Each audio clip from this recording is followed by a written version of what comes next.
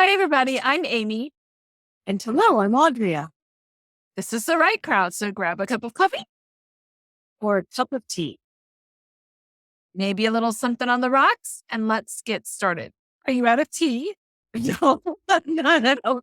But it's getting down to the bare bottom. It was like you lifted your cup, like, where's the tea? Here. This is our third video for this series.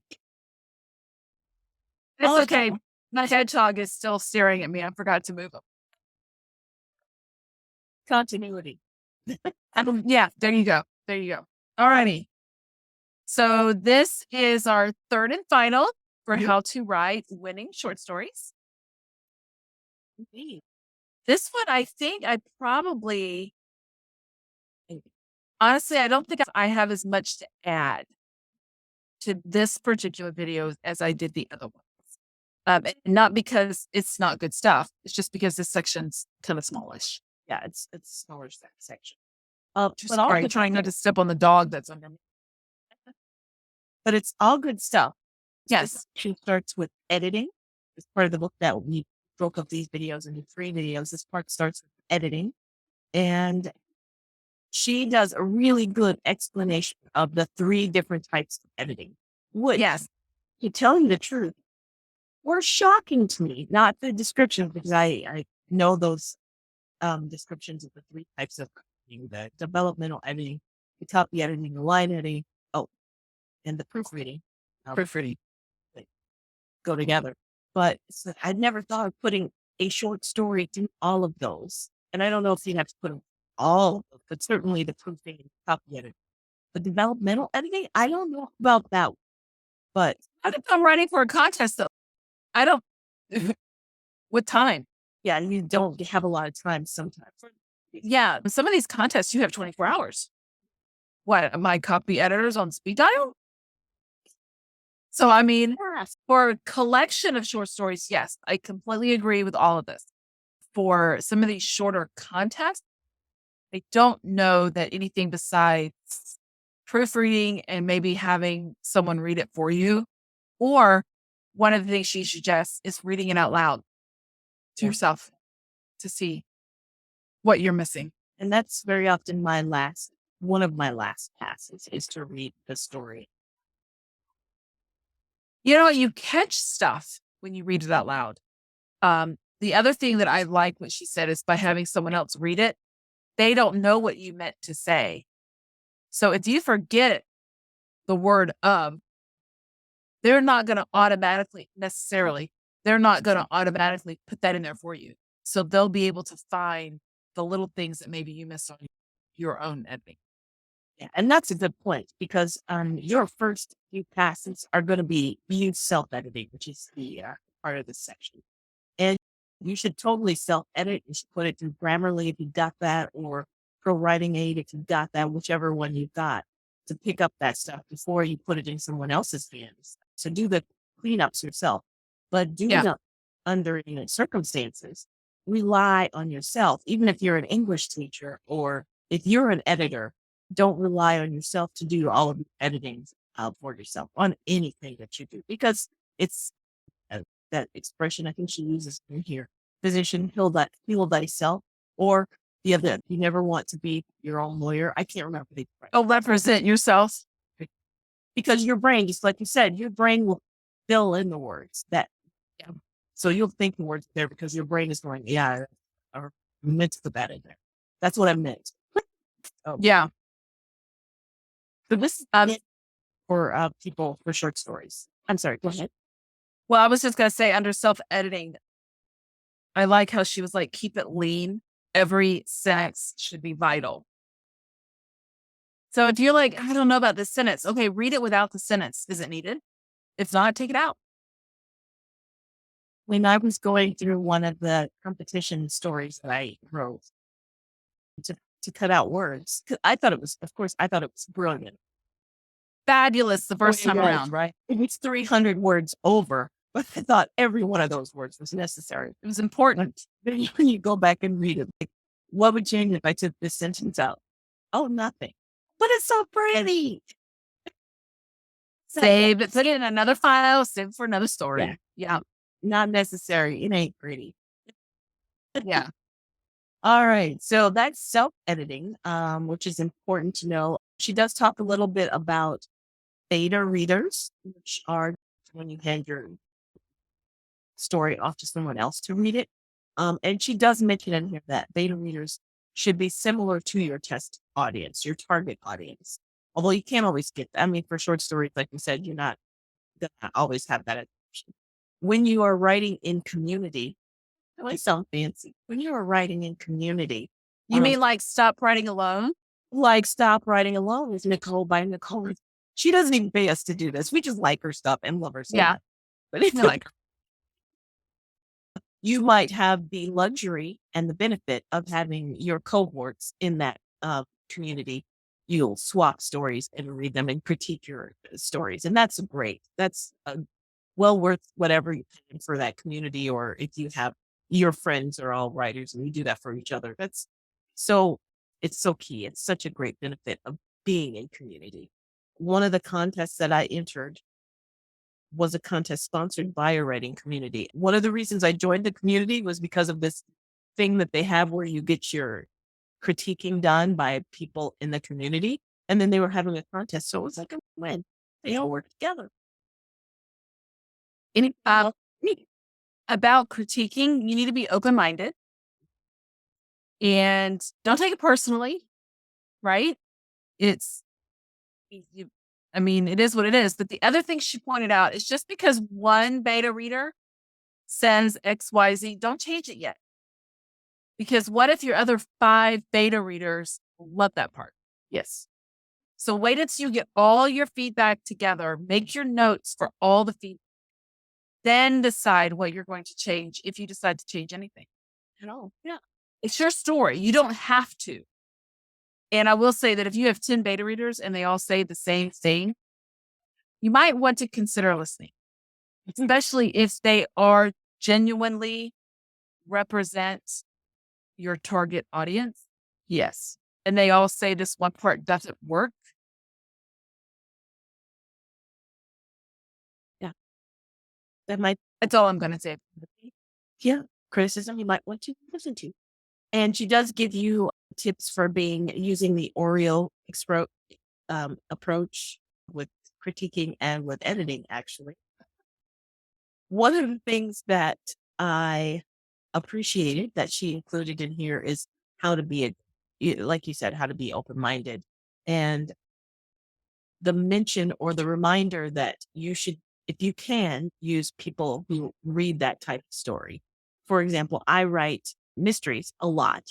So I'm always looking for people who typically would read mysteries to read my stories because they get it. They know what to look for or something, or if the clue was so obvious because they read so many of them, they can pick up on that. Okay, moving right along. So in this section, she talks about developmental editing again, that's editing the structure or it's a content edit, which is a great for novels or anthologies and for big stories. If you've got the time and give yourself the time, if you can, we'll talk about that in the next video for contests, then having someone do a developmental edit, maybe a more knowledgeable writer than yourself, is a great thing. One thing that she did point out is that she said, be aware of your writing tick. So the things that you say all the time when you write. Yeah.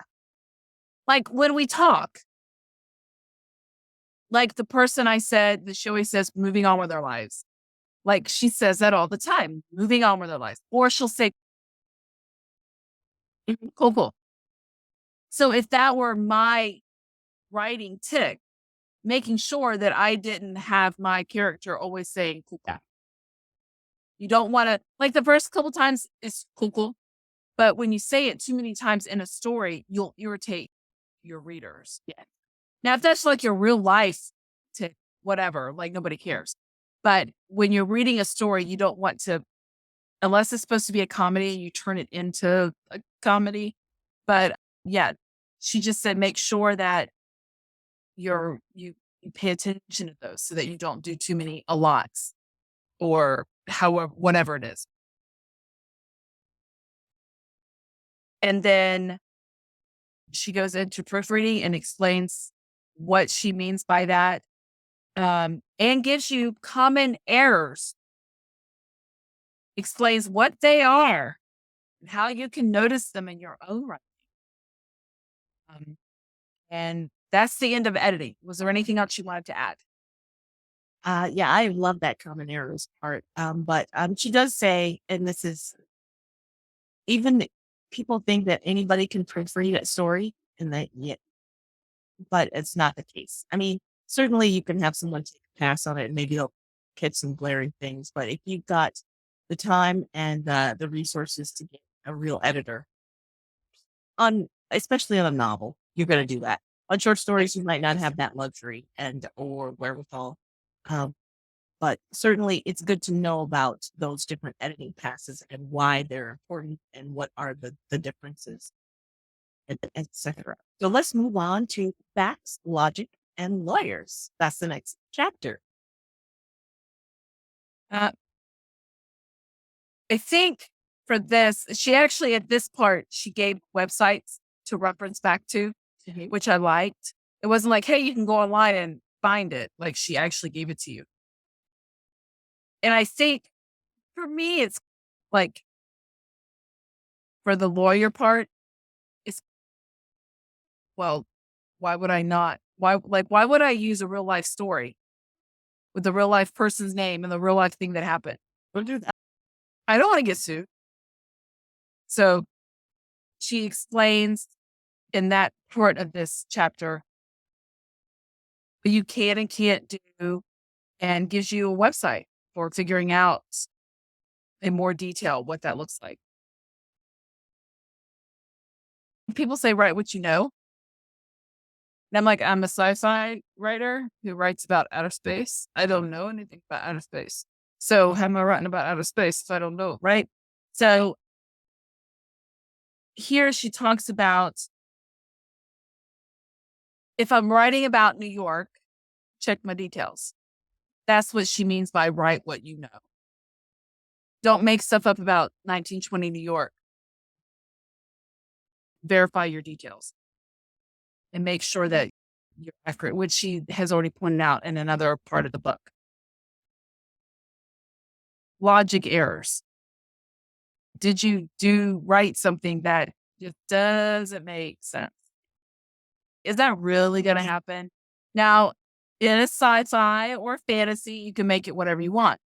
But in a murder mystery, sorry, if you do this, A plus B does equal C. You can't say A plus B equals F, right? Make sure that what you're saying is actually what's going to happen or not happen. What did you get out of this one? Just some good tips, some things to think about, some things to try and catch in your writing, whether or not, I mean, again, applicable to any fiction.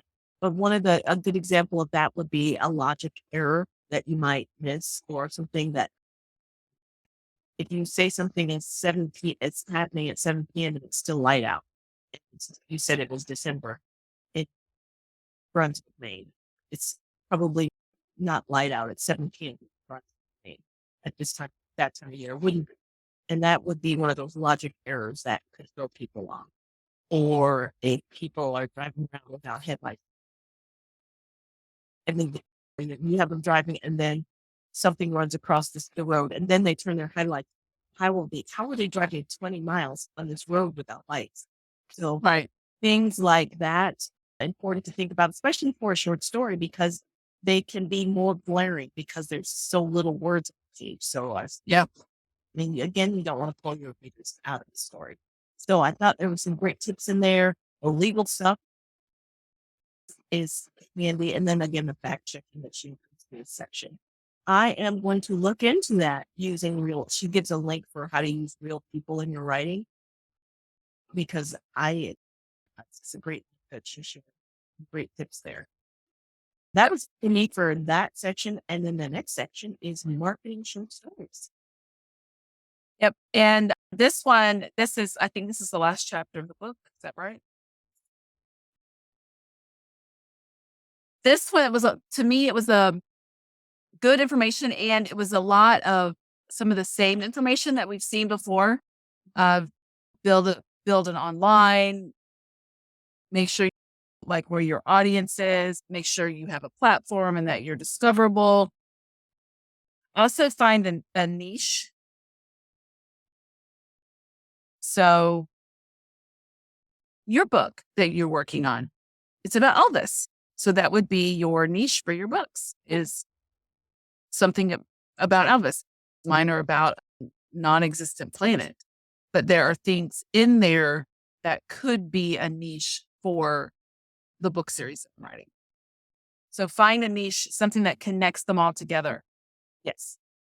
And if you want to get into an anthology, a lot of times those anthologies have themes, like there are vampire story anthologies, all by different authors, but they all have a vampire theme. One I was just looking at was all about camping. All of these short stories had some kind of camping theme. They were all cozy mysteries and they had a camping theme. So she talks about identifying markets, magazines, and anthologies. In the contest and awards section, she does go over that. And here's one thing. We're reading this How to Write Winning Short Stories, and we talked about it in the very first video. As she mentions in the book, a winning short story is not just a story that wins a contest. It's a story that is chosen for publication, or a story that endears or engages your readers and gets them to come back more. That's our connotation that we're using for, or she's using for winning, which is why the book has, I think, a universal appeal. You're going to write really, she tells you basically in this book how to write short stories well. And if you're going to write short stories, you want to write them well. But one of the things she mentions in this section on contests and awards is that one of the reasons you might want to enter win an award is because it is an easy way for beginning writers to get some of those creds or publishing credentials. Yeah. And you can talk about you won an award in your newsletter, or you can put it on your website, or use it when you're trying to get published elsewhere. Like I won this contest, etc. Those are ways to get street cred, as they say, vernacular. And then she gives you also how to submit and also tips for that in here. The only other thing I want to point out is that some of these contests can cost a lot of money. Some are cheaper. Some can cost a bit of money. And two things that she pointed out was find out if the previous contest, if the story actually got published, if that's what they said they would do, or what was the prize? Did it actually happen? The other thing she pointed out, which is the one section I highlighted in this the one part I highlighted, if you are not the customer, you are probably the product. Yeah. So in other words, if there's no entry fee, the company is likely to have some other sort of financial goal. So make sure that you read the fine print. There was a contest that I wanted to enter. And then I read the fine print. The fine print said that all stories submitted, whether they won or not, would become property of that company. You lost it. And I was like, oh, no, it doesn't work that way. Next. So make sure you're paying attention to the fine print. And free is great. And make sure that you're not losing the right to what you write. Yes. Make sure that you pay attention to what that is. And then the next part of this is wow. We already talked about the twist, making your characters memorable. No, I guess they could be. What I meant to say was memorable. Anything else you wanted to mention on that part? Yeah, that's super great advice, especially for a contest. I mean, if you want your story to stand out, you do want that wow factor. So those tips are great ones. And she's giving great tips throughout the whole book. So that's all I had for that section. And then she talks about repurposing your story. So if you entered it in a contest and it didn't win, like I said, read by print, make sure you can still use your own story. But say you did win and publication for the magazine is only for 6 months. Okay. 6 months later, you can now put it in your newsletter and say, this is the story that I won such and such contest with. Finding different ways to to get it out there so that you're not just using it in one app. Anything else? Nothing for that section. So the next section is repurposing your source. Well, you just mentioned that. So that is all I had for the book. Me too. You want to talk about the workbook real quick? Let's do that. So the workbook, we both got the workbook. We were thinking about doing the work as a study. The workbook is such that she basically summarizes the exercises, summarize the book, or you need the book in order to do the work. But for example, some of the tip sheets are in here. So if you're reading one on editing, you're going to get an exercise on editing. And what I really like about this workbook is that it's one of the old-fashioned kind of reinforce what you learn workbooks. So you don't get those very often. Sometimes you just get a book that has a blank section for now apply what you just read. And it has one sentence. This basically has exercises or premise and theme.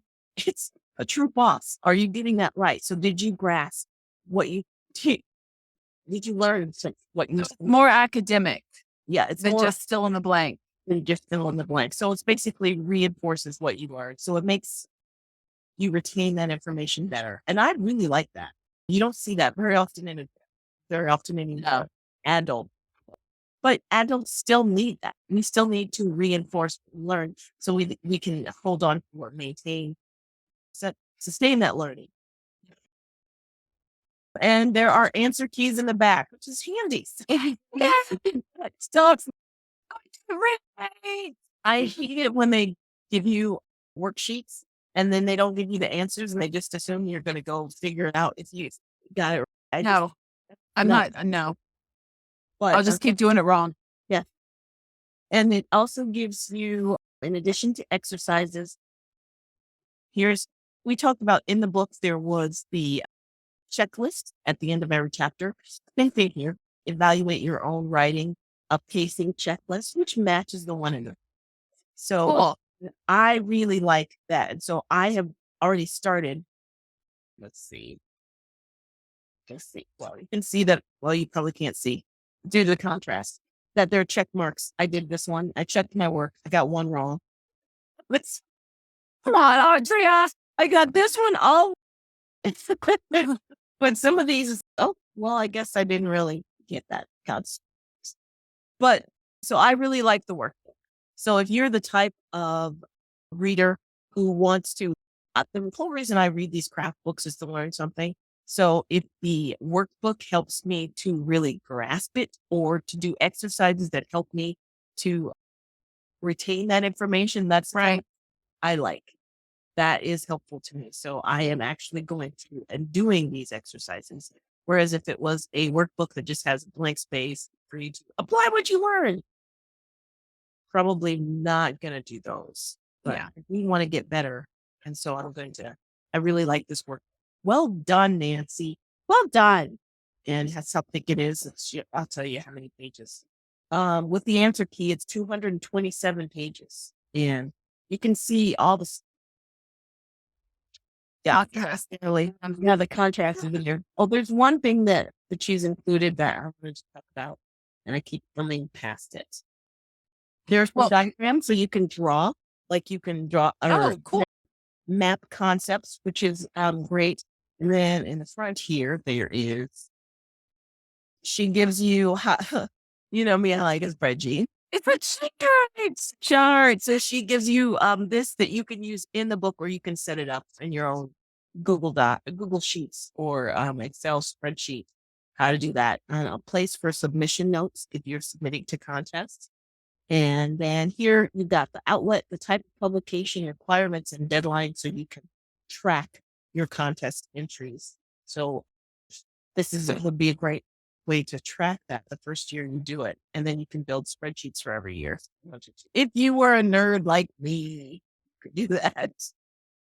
What's that random thought? What's that website that does that has boards? Gosh, we created it like a year ago. Duotron? No, that has boards. Oh, Trello.